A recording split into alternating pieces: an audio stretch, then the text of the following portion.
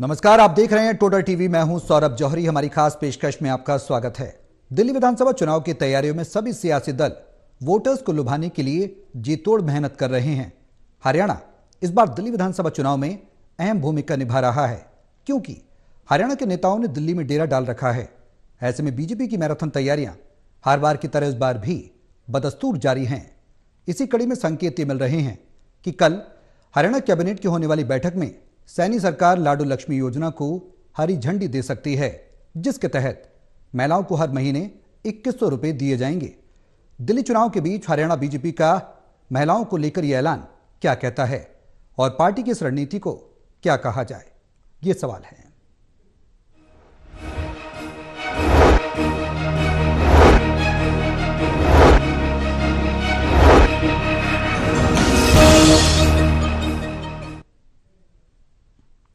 हरियाणा से दिल्ली की सियासत कितनी सधेगी? लाडू लक्ष्मी योजना के जरिए सैनी सरकार क्या संकेत देना चाह रही है? राष्ट्रीय नेतृत्व को लेकर ये तमाम सवाल हैं, लेकिन उससे पहले एक रिपोर्ट दिखाएंगे। रिपोर्ट देखिए, उसके बाद चर्चा करेंगे।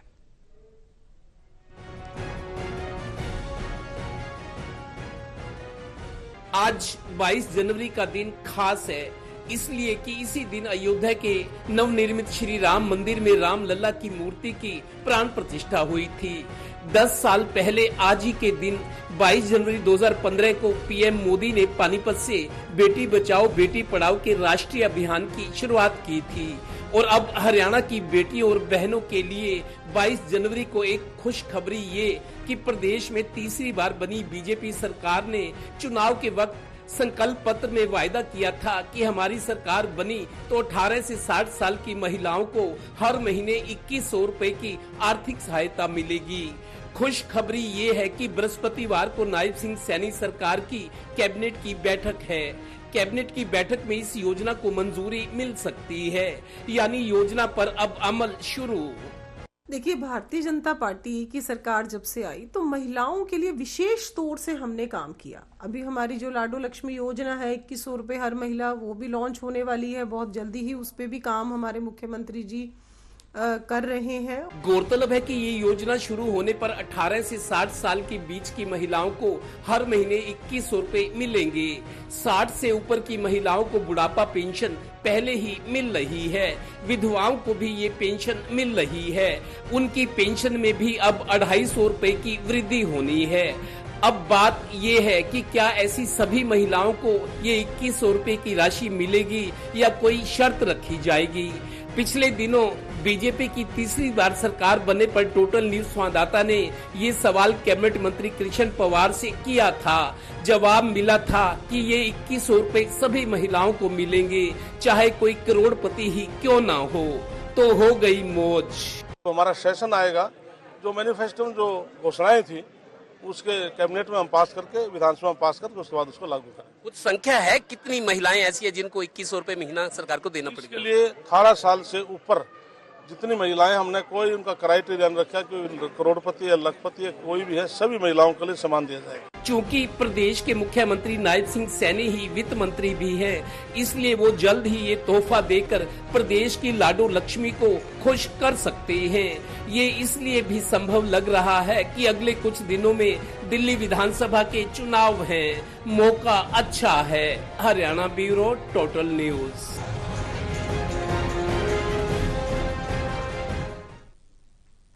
तो हरियाणा कैबिनेट की बैठक कल होनी है और बैठक में महिलाओं को लेकर बड़ा ऐलान, और ऐलान को कहा जाए तो मोहर लगाने की बात अब सैनी सरकार कर रही है। दिल्ली विधानसभा चुनाव को लेकर हरियाणा के मुख्यमंत्री नायब सैनी एक्टिव हैं। कितना फायदा विधानसभा चुनाव में मिलेगा और इसका किस तरीके से प्रयोग करेगी बीजेपी, ये तमाम सवाल है जिनके जवाब तलाशने की कोशिश करेंगे। हमारे सहयोगी हमारे साथ मौजूद हैं, उनका तारुफ मैं आपसे करा दूं। पानीपत से एसएड एडिटर देवेंद्र कथुरिया हैं, हिसार से एसएड एडिटर डॉक्टर महेश कुमार हैं और वीरेंद्र सोनी जी वरिष्ठ पत्रकार हमारे साथ चर्चा में जुड़े हुए हैं।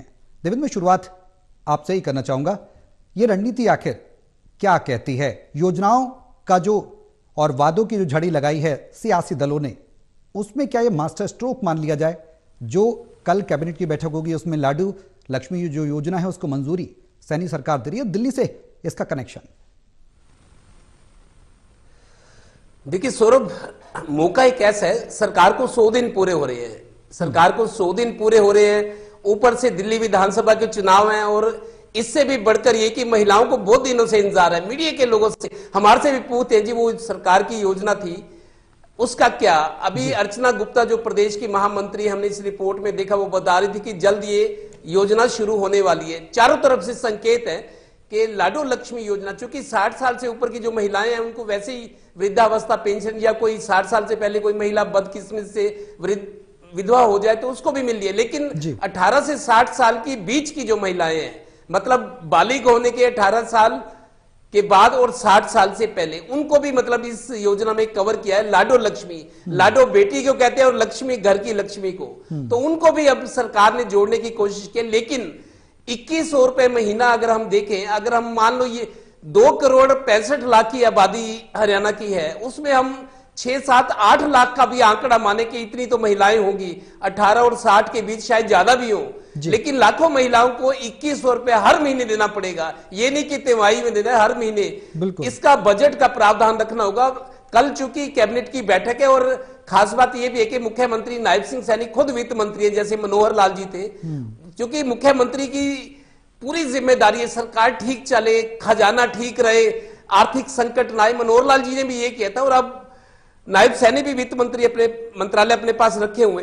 कल कैबिनेट की बैठक है, हो सकता है कि इस योजना लाडो लक्ष्मी योजना को मंजूरी दे दिया है, और फरवरी के दूसरे हफ्ते में बजट सेशन है हरियाणा का, तो वित्त मंत्री बतौर वित्त मंत्री मुख्यमंत्री शायद उसमें ये होगा कि सेशन में पास करवाना चाहेंगे। अगर कल घोषणा हो जाती है, जैसा कि इंतजार किया जा रहा है, जैसा कि कयास लगाए जा रहे हैं, और मंत्रिमंडल अगर मंजूरी देता है तो उसको विधानसभा में पास करना होगा, और विधानसभा में पास चुटकियों में होगा। वो इसलिए कि कोई विपक्ष भी एतराज नहीं करेगा कि महिला शक्ति को, बहनों को, बेटियों को अगर 2100 रुपए सरकार ने घोषणा की थी मिल रहे हैं, तो किसी कोई एतराज नहीं। तो हो सकता है कल इसको पर मुहर लगा दी जाए, और सेशन फरवरी के दूसरे हफ्ते में शुरू होना है, और वित्त मंत्री मुख्यमंत्री है, इस योजना को अमली जामा पहना सकते हैं। एक बड़ा कदम होगा, क्योंकि आप देखिए महिलाओं के लिए बीजेपी ने बहुत कुछ काम किया है, सिलेंडर फ्री दिए, महिलाओं के हर घर नल योजना है, साफ पानी पहुंचा रहे हैं जी, और ये सोलर वाला जो है उनको मुफ्त कनेक्शन दिए जा रहे हैं। अब ये पेंशन की बात है,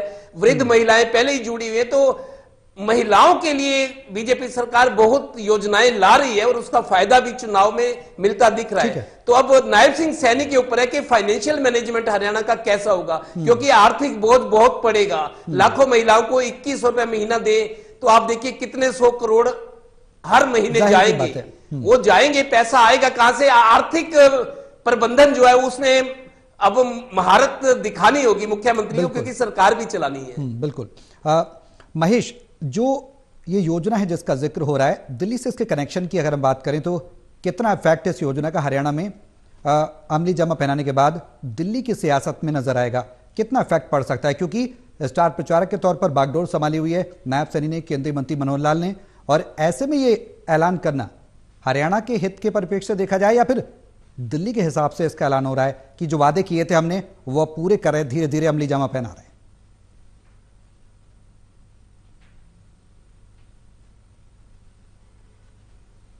देखिए, मुझे लगता है कि राजनीति में अगर मुफ्त उत्तरी भारत का जिक्र किया जाए तो मुफ्त का जो कॉन्सेप्ट है सबसे ज्यादा अगर किसी ने लोकप्रिय किया तो अरविंद केजरीवाल ने किया, उनकी पार्टी ने किया। जिस तरीके से मुफ्त पंजाब में बिजली का जिक्र किया गया, उसके बाद राजधानी दिल्ली में महिलाओं को बसों में मुफ्त सवारी देने तक की बात कही गई, उसके बाद ये तक कहा गया कि मेट्रो तक में मुफ्त की व्यवस्था सरकार की तरफ से की जाएगी। तो तमाम वो कोशिशें मुफ्त को लेकर जो अरविंद केजरीवाल की तरफ से की गई, अब वो कोशिशें भारतीय जनता पार्टी दिल्ली प्रदेश में करती हुई नजर आ रही है। उसी तरह की कोशिशें हरियाणा प्रदेश में की गई। ये कोशिशें एक तरीके से वोट बैंक, सरकार के पैसे से वोट बैंक क्रिएट करने की हैं। ठीक है, जनता को इससे लाभ होगा, लेकिन गरीब जनता को इसकी जरूरत थी। कंडीशनल मुझे अभी भी नहीं लगता कि ये तमाम सभी 100% महिलाओं को दिया जाना है।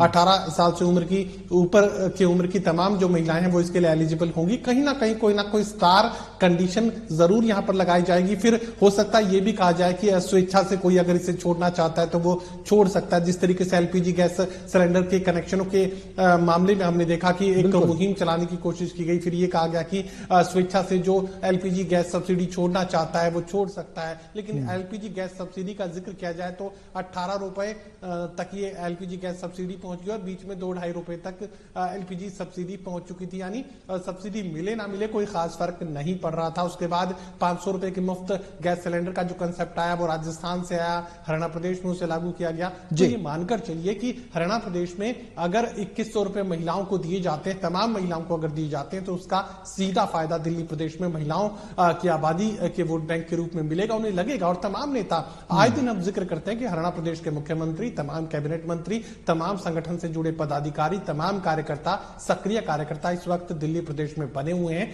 वो ये कहेंगे कि हरियाणा प्रदेश की एक एक महिला को हम 2100 रुपए दे रहे हैं। जिस तरीके से मुख्यमंत्री नायब सिंह सैनी ये दिल्ली की जनसभाओं में कहते हुए नजर आ रहे हैं, वो ये कह रहे हैं कि बिना पर्ची बिना खर्ची हमने SCS अफसर लगाए हैं। तो ऐसे में यहां पढ़ाई की गुणवत्ता को लेकर जो अरविंद केजरीवाल माइलेज हासिल करने की कोशिश कर रहे थे, उसे डिकोड करने की कोशिश नायब सैनी कर रहे हैं। वो ये कह रहे हैं कि गरीबों के बच्चे तो हम SCS लगाते हैं, खाली पढ़ाने की क्या बात है। फिर ये भी कहा गया कि KG से PG तक जो मुफ्त शिक्षा का प्रावधान है वो भारतीय जनता पार्टी भी करेगी। फिर ये भी कहा गया कि केजरीवाल जो कुछ फ्री दे रहे हैं उससे ज्यादा फ्री हम भी देंगे। फ्री का कंसेप्ट है हरियाणा प्रदेश में, अगर इसे आगे बढ़ाया जाता है तो उसका सीधा फायदा दिल्ली प्रदेश में महिलाओं की आबादी के वोट बैंक के रूप में भारतीय जनता पार्टी को जरूर मिलेगा। वीरेन जी, फ्रीबीज का जिक्र लगातार हो रहा है। हम देख रहे हैं आम आदमी पार्टी कॉन्सेप्ट लेकर आई, कांग्रेस भी फ्री में दे रही है और अब बीजेपी भी फ्री में देने की बातें कर रही है। कितनी सदी की सियासत, हरियाणा की सियासत से क्या दिल्ली की सियासत सधने जा रही है? क्योंकि महेश ने भी तमाम तौर पर जिक्र किए। एक बेहद अहम सवाल वो ये जो जिक्र देवेंद्र ने किया कि आर्थिक बोझ भी पड़ेगा। जाहिर सी बात है, कोई भी आप घोषणा करेंगे उसको मल्टीप्लाई करेंगे तो अमूमन औसतन जो पॉपुलेशन होगी उसके हिसाब से अगर कैलकुलेट किया जाए तो आर्थिक बोझ राजस्व पर ही पड़ेगा। तो उसके हिसाब से देखा जाए तो कितनी रणनीति कारगर होगी और क्या कुछ संदेश देने की कोशिश बीजेपी कर रही है? देखिए, इसका सीधा असर जो है आम उपभोक्ताओं पर पड़ेगा। मतलब उपभोक्ता जी, चलिए वीरेन जी के पास हम जाएंगे। कुछ तकनीकी कारणों की वजह से मेरा यही सवाल महेश आपसे है।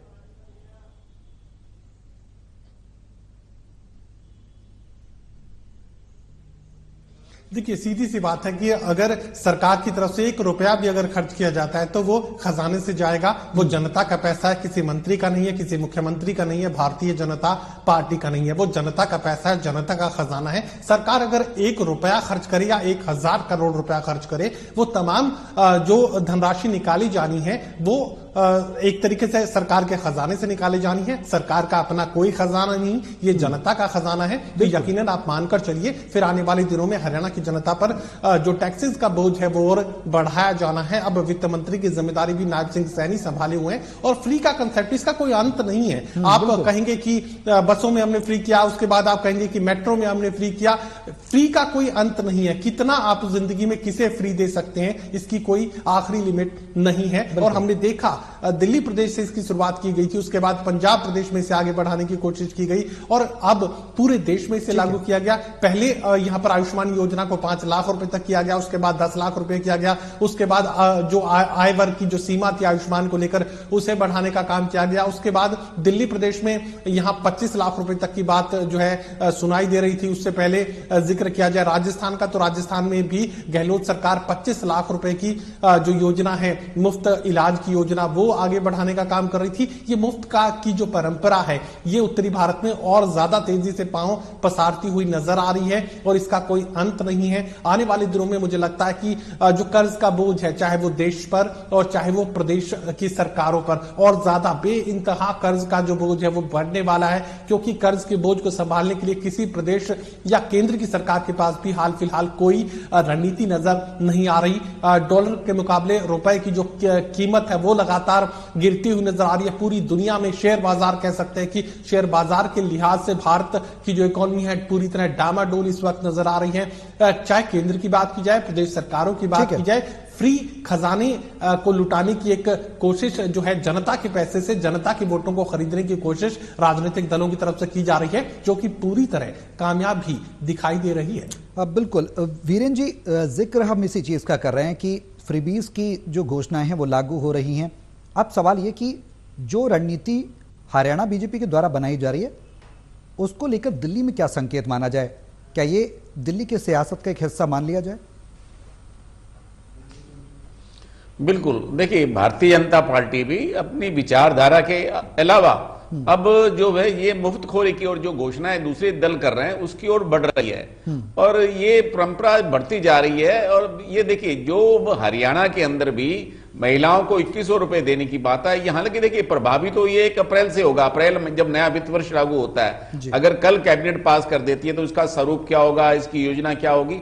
तो भारतीय जनता पार्टी ये दिखाने का प्रयास करेगी कि जो अपने संकल्प पत्र में जो घोषणाएं की गई, जो संकल्प लिया है पार्टी उसको मानती है, उसके लिए ये ब्रह्म वाक्य है। तो पार्टी ये दिखाना चाहती है। अब देखिए घोषणाएं बिल्कुल ठीक है, स्वास्थ्य के आधार पर भी घोषणाएं की हैं, लेकिन धरातल पर इनका कितना अमल होता है। हरियाणा में 5 लाख रुपए की स्वास्थ्य सुविधाओं की जो घोषणा की गई है, जो खर्चा होता है बीपीएल परिवारों के लिए, वो स्वास्थ्य सुविधाओं का वो अस्पताल जो चाहे कोई भी हो सरकार उसका वहन करती है, लेकिन क्या वास्तव में गरीब लोगों को इसका लाभ मिल पाता है? जो अस्पताल भी हैं वो इस बात का आरोप लगाते हैं कि उन्हें लंबे समय से भुगतान नहीं किया जाता, वो इनकार कर देते हैं, वो कहते हैं उनके यहाँ कार्ड लागू नहीं होता। तो इस तरह की कई घोषणाएं में कहीं ना कहीं जो है बाधा आ जाती है। लेकिन जो भारतीय जनता पार्टी की सरकार ने हरियाणा के अंदर जो अपने संकल्प पत्र में जो संकल्प लिए हैं उनको पूरा करने की दिशा में अग्रसर है और ये सरकार का 100 दिन का जो कार्यकाल है उसके अंदर ये दर्शाने का प्रयास किया जाएगा कि सरकार ने इतने वायदे किए थे उनको पूरा करने की ओर बढ़ रही है, इतनी विकास योजनाओं पर अमल किया है। और हर मंत्रियों के लिए भी हर मंत्री अपना रिपोर्ट कार्ड केंद्र को देगा कि उसने 100 दिन के अंदर उसके विभाग की क्या उपलब्धि है, मंत्री के रूप में उन्होंने क्या एक हासिल किया, अपने विभाग के अंदर क्या उन्होंने पारदर्शिता लागू किया है, क्या नए आयाम स्थापित किए हैं। तो हर मंत्री के लिए ये कि चुनौतीपूर्ण है, वो अपना रिपोर्ट कार्ड केंद्र को देगा। और भारतीय जनता पार्टी की जो ये घोषणाएं हैं, जो जिन पर चुनाव में जो वायदे किए गए थे, वो ये दिल्ली के चुनाव में प्रभाव डालेंगे, निश्चित रूप से डालेंगे, क्योंकि आम आदमी पार्टी भी जो तरह तरह की घोषणाएं कर रही है और इससे एक अपना वोट बैंक तैयार किया जाता है जी। आम आदमी पार्टी ने अपना वोट बैंक तैयार किया, भारतीय जनता पार्टी भी उस दिशा में अग्रसर है। तो ये हरियाणा में एक और परिपाटी चली आ रही है।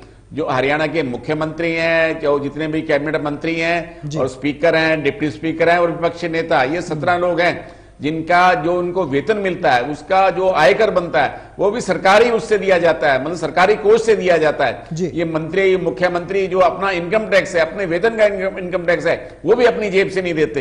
तो कई तरह की इस तरह की परंपरा हालांकि पहले से चली आ रही है, ये नहीं कि भारतीय जनता पार्टी सरकार ने अपने 10 वर्ष के शासनकाल में से लागू किया है, ये पहले से चला आ रहा है। तो इसको बदलने की आवश्यकता है कि जो भी अगर मान लीजिए मंत्री का, मुख्यमंत्री का, विपक्ष के नेता का, स्पीकर का, डिप्टी स्पीकर का जो वेतन पर आयकर बनता है वो तो कम से कम उनको अपनी जेब से देना चाहिए। अब हरियाणा सरकार है, सबको कुंभ में ले जा रही है, कुंभ 7 फरवरी को कुंभ में जाने का कार्यक्रम है, तो ये भी तो अपने खर्चे से होना चाहिए, एक आदर्श उपस्थित करना चाहिए। अगर पुरानी परिपाटी चली आ रही है तो उसको बदला जाना चाहिए, एक नया आदर्श उपस्थित करना चाहिए कि जो लोग जनप्रतिनिधि है कम से कम वो तो अपने खर्च से अपना वेतन जो भी टैक्स बनता है, ये जो परिपाटी है, जो सादगी है, जो एक मित्रता है, जो सरकार पर बोझ नहीं पड़ना चाहिए, उस दिशा में एक अपना एक आदर्श उपस्थित करना चाहिए। बिल्कुल, मध्य प्रदेश में हमने देखा कि मध्य प्रदेश की सरकार ने इस तरीके का आदर्श पेश किया और कहीं ना कहीं इसमें थोड़ा सा रद्दोबदल भी किया। उसका असर उन मंत्रियों को, विभागों को स्पष्ट तौर से निर्देश दिए गए थे कि जो भत्ते हैं वो आपको खुद ही टैक्सेस भरने होंगे। देवेंद्र, अब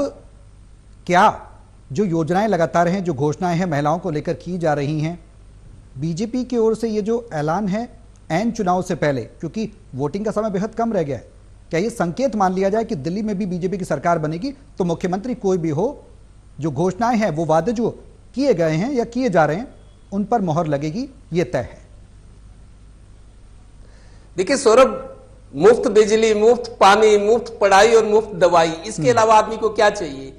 आदमी घर के लिए, राशन के लिए, आटे के लिए इतना तो कमाई लेता है, चाहे 10-15 हजार रुपए में भी गुजारा घर का बढ़िया है। अगर मुफ्त बिजली, मुफ्त पानी, मुफ्त पढ़ाई और मुफ्त दवाई हो जाए, ये केजरीवाल ने शुरू किया। उसके बाद हरियाणा में भी हमने देखा कांग्रेस ने ये मुफ्त बिजली की बात की थी, और जो 2100 वाली एक महत्वाकांक्षी योजना थी जो हरियाणा के संकल्प पत्र में विधानसभा चुनाव में तीसरी बार सरकार बनाने के लिए एक बड़ा दाव बीजेपी ने खेला था कि महिलाओं को 18 से 60 साल की 2100 रुपए महीना, ठीक है। उसके बाद ये योजनाएं, हालांकि उसके बाद 1000 की योजना केजरीवाल ने भी पंजाब के लिए या दिल्ली के लिए करते रहे, लेकिन हरियाणा में 2100 रुपए महीना, 2100 की राशि कोई कम नहीं होती।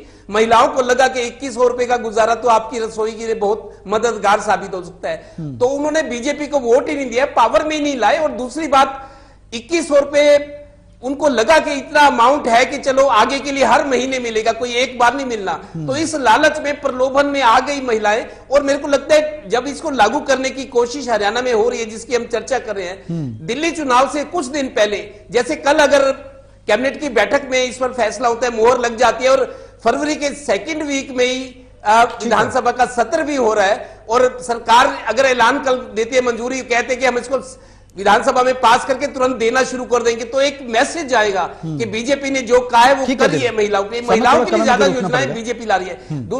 समय थोड़ा कमेंट देवें, क्षमा के साथ रोकना चाहूंगा। लास्ट कमेंट वीरेंद्र जी, संक्षेप में।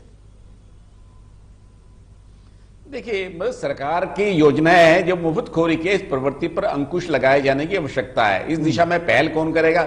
अब आप जो लोगों को तरह तरह की सुविधा के लिए व्यस्त करते जा रहे हैं, तो उसके अंदर जो सरकार की उपलब्धियां वो दूसरी उपलब्धियां गौण हो जाती हैं। उनको लगता है कौन उनके लिए आकर्षण कर सकता है, कौन मुफ्त घोषणाएं कर सकता है। अभी हरियाणा में एक जो 25% आबादी थी वो बीपीएल की श्रेणी में मानी गई, क्योंकि उसका जो सर्वे हुआ था, क्योंकि ज्यादातर जो लोग हैं वो बीपीएल का लाभ लेना चाहते हैं। तो इसलिए सरकार को इस पर अंकुश लगाने की दिशा में भी बड़ा कदम उठाना चाहिए। मतलब वित्तीय अनुशासन लागू करने के लिए एक मुफ्तखोरी की प्रवृत्ति पर अंकुश तो देर सवेर लगाना ही पड़ेगा। बिल्कुल, अब अंकुश कब तक लग पाएगा, कैसे लग पाएगा, तमाम सवाल है, क्योंकि सियासी दल वोटर्स को साधने के लिए सियासत में कुछ भी कर गुजरने को तैयार हैं। अब देखना होगा लाडू लक्ष्मी योजना जो हरियाणा सरकार कल कैबिनेट बैठक में लागू कर सकती है, उस पर विचार किया जा रहा है और एक वादे के तौर पर इसे देखा जा रहा है। दिल्ली की सियासत में उसका कितना असर पड़ेगा। बहुत शुक्रिया आप सभी का मेरे साथ इस चर्चा में शामिल होने के लिए।